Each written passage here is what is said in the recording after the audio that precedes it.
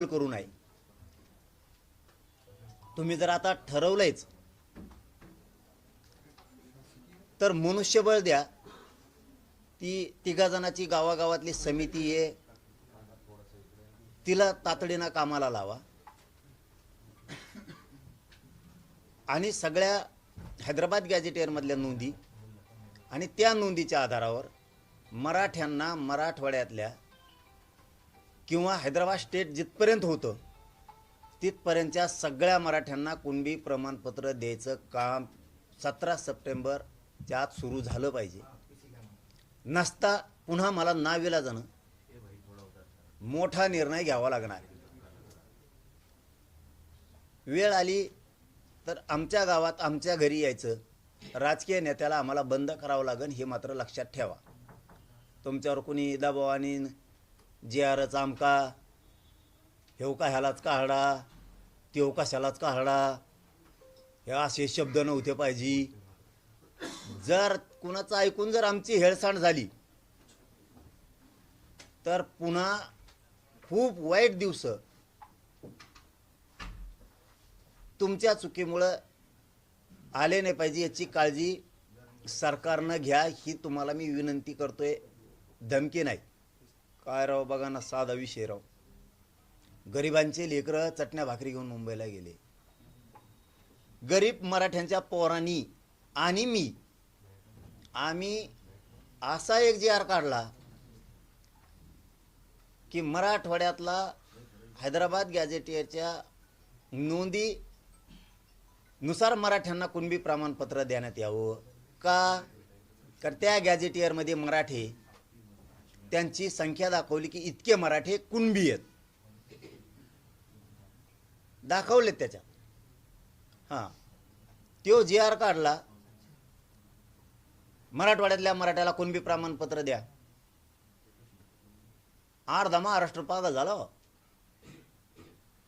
म्हणजे गरिबाच्या पोरांनी आणि आम्ही गरिबांनी मिळून एक जी आर काढला, नोंदीनुसार कुणबी प्रमाणपत्र हैदराबादच्या गॅजेटियरनुसार देण्यात यावं म्हणून अर्धा महाराष्ट्र पागल झाला। काही अभ्यासक पागल झाले।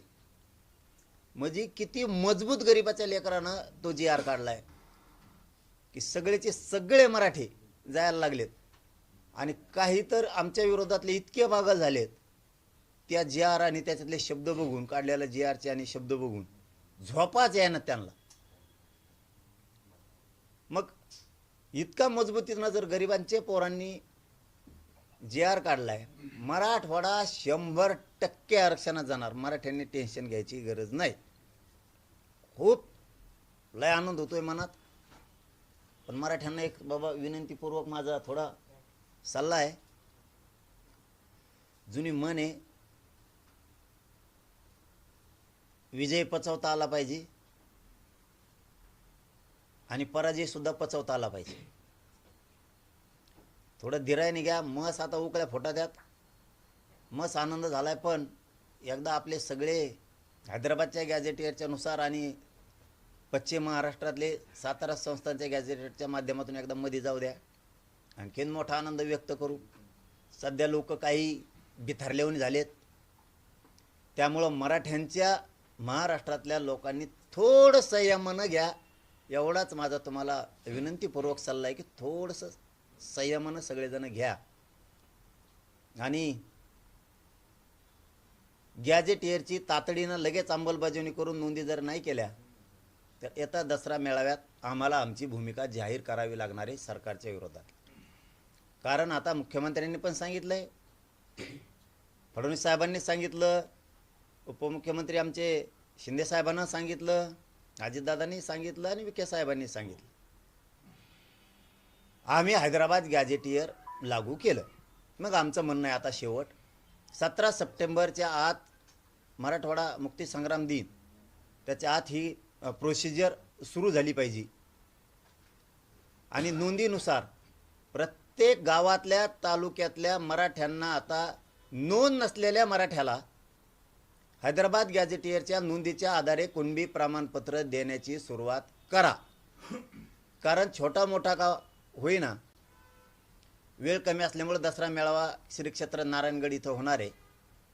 पण छोटा मोठा ज्यांना शक्य असेल ते या, नसल कामानिमित्त तर हरकत नाही, कारण वेळ कमी आहे तयारीला, त्याच्यामुळे छोटा मोठा होईल. जर याची अंमलबजावणी आता सुरू झाली नाही तर मात्र येत्या दसरा मेळाव्याला सरकारला कळणार आहे आता मात्र आपली सरकारची बेतली. आणि मला 100% खात्री आहे, विखे साहेब असतील, उपमुख्यमंत्री शिंदे साहेब असतील आणि फडणवीस साहेब असतील, आता मराठ्यांचा अपमान करणार नाहीत आणि हैदराबादच्या गॅजेटेअरच्या नोंदीच्या आधारे मराठ्यांना कुणबी प्रमाणपत्र देतील, ही 100% मला खात्री आहे. आणि ते खरं ठरणार. मराठे 100% जिंकलेले आहेत. मराठ्यांनो, घराघरातले लेकरं मोठे होणार आहेत. आपण लय मोठी लढाई मुंबईतून जिंकून आलेले आहेत. तुम्हाला लय त्रास झाला त्याची जाणीव आहे मला. कुठं झोपलात, रेल्वेवर झोपलात, फुटपाथवर झोपलात, जिथं जागा मिळेल तिथं झाडाखाली झोपलात, चिखलात झोपलात, चटणी भाकरी खाल्ली. मुंबईने सोडे बाजारानं तुम्ही. म्हणूनच राजा आपला विजय झाला. आणि हा विजय खूप जणाला पचतच नाही आहे. काय करणार आता आपण? गरीबाच्या लेकरांनी विजय मिळवला, गॅजेटेअर दिलं. याच्यातलेच काही लोकांच्या अगोदर म्हणत होते गॅजेट देत होते तर जरांगे पाटलांनी घेतलं नाही. हेच काही जण याच्यातले आता घेतलं, आता अमुकच झालं आणि तमुकच झालं. जसं का हे घटना समितीत होते, इतके ज्ञानी आहेत. बघू ना आम्ही आमचे गरीब, बघू आम्ही आमचं काय करायचं ती. गरीब मराठ्यांना आपण आपलं बघू काय करायचं ती. आपल्या लेकराला कसं मिळून द्यायचं, काय करायचं आपण आपलं बघू. सरकारने सांगितलंय हैदराबाद गॅजेटियर लागू केलं, त्याच्यात काही बदलायचं असलं ते जी आरमध्ये सरकारने बदलायचं. आम्हाला प्रमाणपत्र पाहिजे व्हॅलिड सहित. बाकीचे नाटकं बंद. त्याच्यात काही शब्द चुकला अमुक झालं सरकारने बदलायचं ते. बाकीचं डोकं आमच्या संघ लावायचं नाही. तुम्ही आम्हाला व्यासपीठावर सांगितलं आम्ही हैदराबाद गॅजेटियरचा GR काढतोय. मुख्यमंत्र्यांनी सांगितलं आम्ही हैदराबाद गॅजेटियर लागू केलं. आता आम्हाला पाहिजे त्या नोंदीच्या आधारावर प्रमाणपत्र. नोंद नसलेल्या मराठ्यांना हैदराबादच्या गॅजेटियरच्या नोंदीच्या आधारे कुणबी प्रमाणपत्र देण्याचं सुरुवात करा. बाकीचं काय माहीत नाही. ते शब्द बदला, काय करायचं करा. आम्हाला प्रत्येक मराठ्याला, मराठवाडा आणि पश्चिम महाराष्ट्रातला या टप्प्यात आरक्षण 100% पाहिजे. आणि आम्हाला विश्वास आहे सरकार करणार, त्याच्यात काय दुमत नाही. मराठ्यांनो, पुन्हा एकदा सांगतो, लय मोठी लढाई जिंकलोत आपण. खूप वर्षाची आपल्या गोरगरिबाला प्रतीक्षा होती. लय मोठी लढाई जिंकलोत.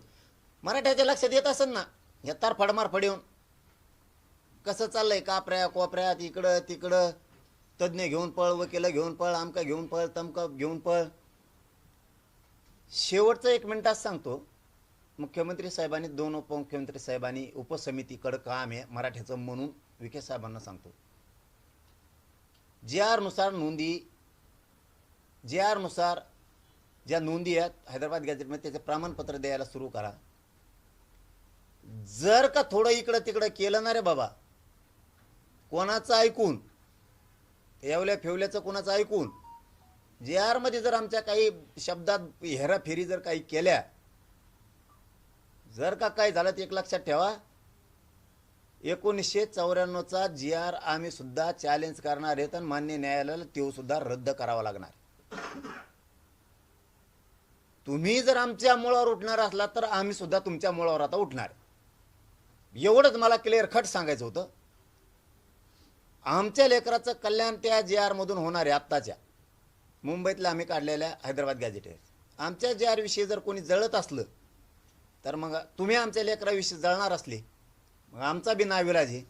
1994ला आमचं 16% आरक्षण मराठ्यांचं तुम्हाला दिलं, ते GR रद्द करून आमचं आरक्षण आम्हाला द्या 16%.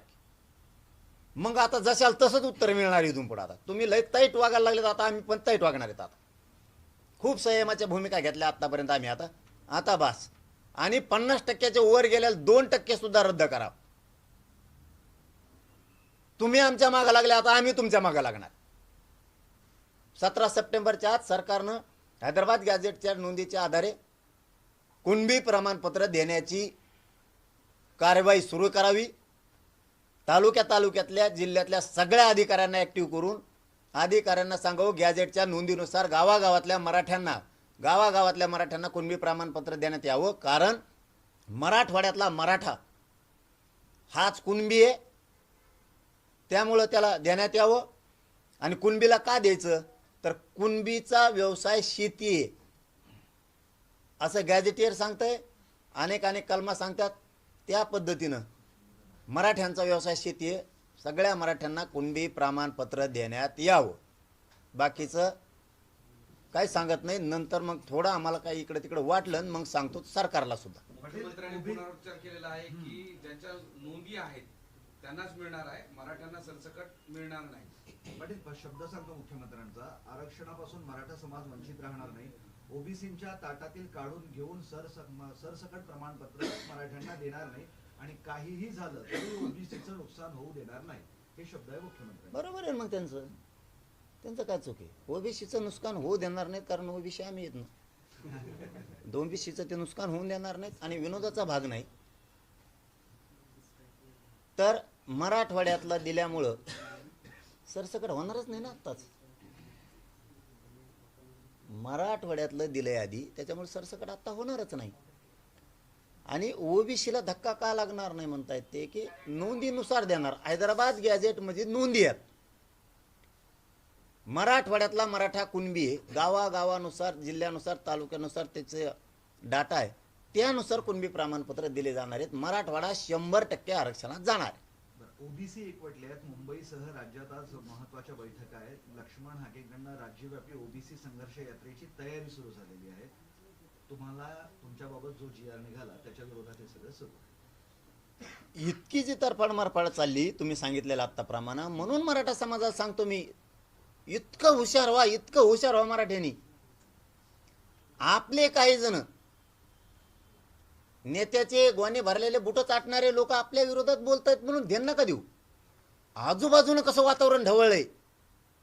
ह्यो जार नाही पाहिजे, ह्यो जार कशाला काढला, मराठी सगळे आरक्षणात चालले आता, याचा अर्थ मराठ्यांनी समजून घ्यायचा. अभ्यासकाला बोलायची गरज नाही, तज्ज्ञाला बोलायची गरज नाही, यांच्यानंच कळून येतंय. इतका पक्का जे आहे हो. आणि गरीबाच्या पोरांनी काढाय हो, माझ्या मुंबईला गेलेल्या गरीबाच्या पोरांनी काढाय आणि मी काढाय, आम्ही गरीबांनी मिळून काढाय देऊ, तरी अर्धा महाराष्ट्र बेजार आहे. पाटील, प्राध्यापक हाके सर असं म्हणतात की ओबीसीची गावगाड्यातली पोरं आता हातात दंडुके घेणार आहेत. मला कुणबीतून आरक्षण पाहिजे, 50%च्या आत पाहिजे आणि महाराष्ट्रातल्या सगळ्या मराठ्याला पाहिजे. ज्या त्या वेळेत ज्या ती भूमिका बघू. नाही, प्रश्न तो आहे की आता गावगाड्यातली ओबीसीची पोरं हातात दंडुके घेणार आहेत असं प्राध्यापक लक्ष्मण हाके सर म्हणतात. मला 50%च्या आत आरक्षण पाहिजे आणि मी सगळ्या मराठ्यांना घेणार आहे महाराष्ट्रातल्या. वेळ आल्यावर जशाल तसं बघू. त्याच हाकेमचं म्हणणं आहे की तुमच्या व्यासपीठावर बाबासाहेब आंबेडकर, महात्मा फुले कोणीच दिसत नाही, सर्व धर्म समभाव काय असतं ते आमच्या सभेत बघा, आम्ही सगळ्यांचे फोटो ठेवतो. मी त्याच्यावर बोलत नाही, ते कोण आहे मला माहिती नाही, मी त्याला गिनीत नाही. तू केवढ्याचा मराठ्यांनाही सांगतो, असल्याला गिनायचं बंद करा गाड्या. हे काय आहे, यांना काहीतरी करून दूषित वातावरण करायचं. जरा मराठ्याचे नेते मराठ्याचे लोक थोडं समजून घ्या. मी जे पाऊल उचलील ते तुमच्या समाजाच्या मराठ्यांच्या हिताचं उचलेणार आहे. त्याच्यामुळं सांगितलं ना तसं थोडे दिवस काढा. तुम्ही लोकांच्या म्हणण्यावरती 70 वर्ष काढले, थोडे दिवस माझ्या म्हणण्यावर काढा म्हणतो मी. म्हणत नाही महाच ऐका, पण थोडे दिवस माझ्या म्हणण्यावर ऐका, म्हणजे समाजाच्या लेकराचं कल्याण होत जाईल. यांना काहीच हाती लागा ना कुठंच. त्यांच्या जिल्ह्यातले नेते इकडे फोन करून सांगतात आम्ही यांना इकडे गिनीतच नाही, तुमचे नेते उगाच बोलून मोठं करतात. त्यांना जरा आपले नेते थोडे शहाणे व्हा. कोणी काय बोलू नका, माणसं सुद्धा बोलू नका, थोडं संयम धरा. त्यांना काय कुंकड काही मिळालं नाही, रिस्पॉन्स काय असं की ते उगाच तरफड मारफड करतात, मग आरडा याव करतात आणि मोकळे होते. त्याच्यामुळं आपण थोडंसं संयमानं घ्या. मराठ्यांनी लय मोठा विजय झालेला आहे आपला. हा जीआर चॅलेंज होणार आहे सुप्रीम कोर्टात असं दिसतंय आणि त्यामुळे तुमच्याकडून कॅवेट सुद्धा दाखल करण्यात आलेली आहे. आमच्याकडून कायच केलंय, एकदम निघत नाही. काही काहीला बुळबुळे पळत येतो, घेणं देणं 50 बाऱ्या. नाही, तुमच्या सोबत असणार आहे. अरे माझ्यासोबत सगळा महाराष्ट्र आहे यार दादा. नाही, तुमच्या सोबत नेहमी असणार हेच म्हणतो तुम्हाला, सगळा नेहमी असणारा सोबत मायाचे नसणारा तो तर रेल्वेवर झोपतो. पण याचा अर्थ असा आहे की चॅलेंज होऊ शकतं ना, मग चॅलेंज झालं काय होत नाही, चॅलेंज नाही होत, फिलेंज नाही होत, काय नाही होत, जे आर आमचा काय होत नाही, चॅलेंज होत नाही, काय नाही काय नाही. आणि मग मी सांगतो, मग मला जर तर लावलं ना तर मी 94चा जी आरचा रद्दच करायला लावीन. मग इतक्या विश्वासानं म्हणताय चॅलेंज बिलेंज होत नाही, कुठल्या बेसवर सांगताय तुम्ही चॅलेंज होत? नोंदी आहेत आमच्या हैदराबाद गॅजेट, सरकारी दस्तऐवजी. यांचा कोणचा सरकारी दस्तऐवजी? यांना जे 94ला आमचं स्वतःचं 16% आरक्षण दिलं आणि आमच्या लेकरा बाळाचं आयुष्याचं वाटलं झालं, ती जे आर कसं करायला आणि ते वाटप कसं काय केलं, ती जे आर रद्द करायचं 50%च्या वर गेलं 2% कसं काय दिलं? तुम्हाला कायदा कळतो ना, आम्हाला कळत नाही काय? आणि आम्हाला जर कायद्यातलं जे आर मधलं कळत नसतं, हे आंदोलन इतक्याला मालत नसतं, मराठीला एक बी नोंद मिळाली नसती, एक बी. आम्हाला अक्कल आहे, ज्याला वाटतं आम्हाला अक्कल नाही ना त्याला म्हणा तो असंच वाढेन हिंड चिवडीत.